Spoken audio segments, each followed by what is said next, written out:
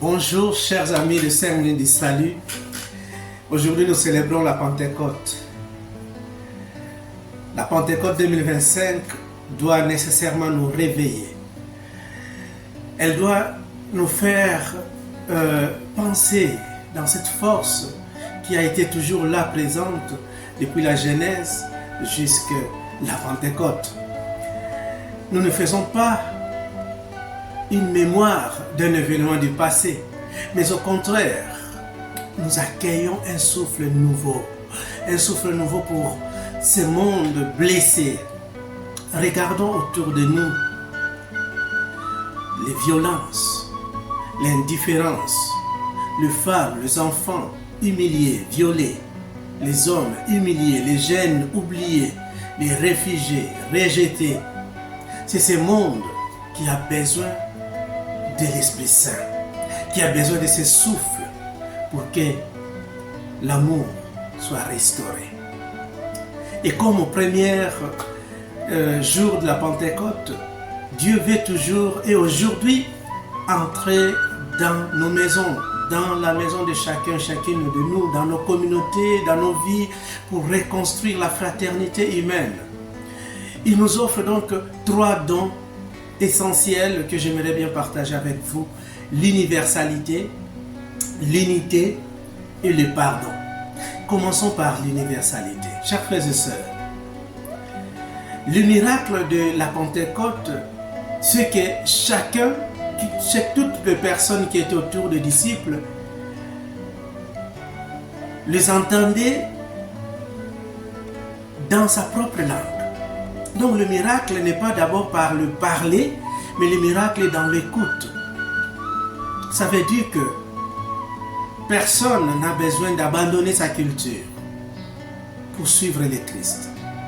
Personne n'a besoin d'abandonner ce qu'il est, ce qu'elle est, ce que tu as, les dons que tu as, les défauts que tu as. Tu n'as pas besoin de changer de personne pour que le miracle de la Pentecôte, pour que l'Esprit Saint puisse transformer ton message et communiquer aux autres.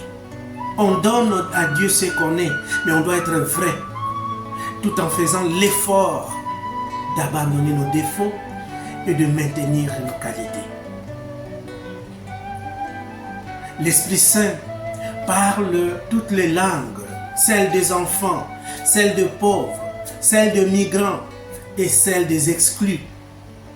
Il nous suffit de tendre notre oreille et d'écouter comment est-ce que l'Esprit Saint parle à travers de ces gens, de ces personnes. Ensuite, donc, l'unité. L'Esprit Saint renverse Babel.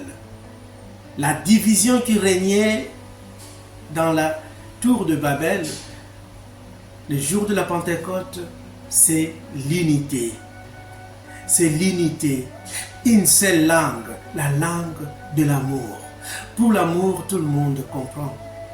Chinois, japonais, congolais, ou disons par les continents européens, africains, asiatiques, américains, nous comprenons tous l'amour. Aimons-nous les uns les autres. L'unité. Et toi, la première communauté avait comme maison le lieu de l'amour, le lieu de l'unité. Et comment est ta maison? Comment est ta communauté? Et comment est ta vie? Est-ce que la communauté, ta vie, ta maison, ta famille, c'est le lieu d'unité ou le lieu de division? C'est le lieu d'amour ou le lieu de la haine, de la jalousie? Pensons sur tout ça. Mesurons tout cela. Enfin, il y a le pardon.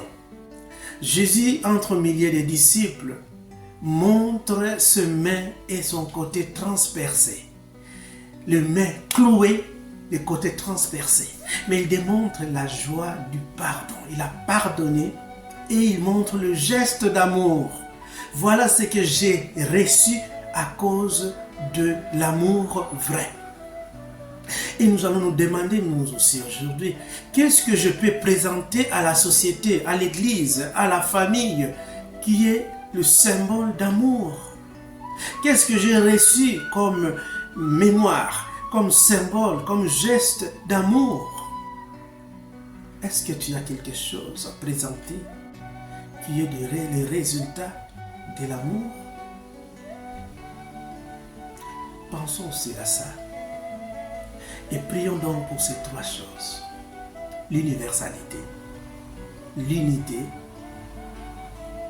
et le pardon. Que le Saint-Esprit qui descend et qui est déjà à nous, qui va revivre, qui va redonner le souffle de vie, qui va redonner la vie, puisse vous accorder ces dons. La sagesse, l'intelligence, la paix, la joie, l'amour, afin que vous viviez bien l'évangile de Christ. Bon dimanche et bonne fête de Pentecôte. Amen.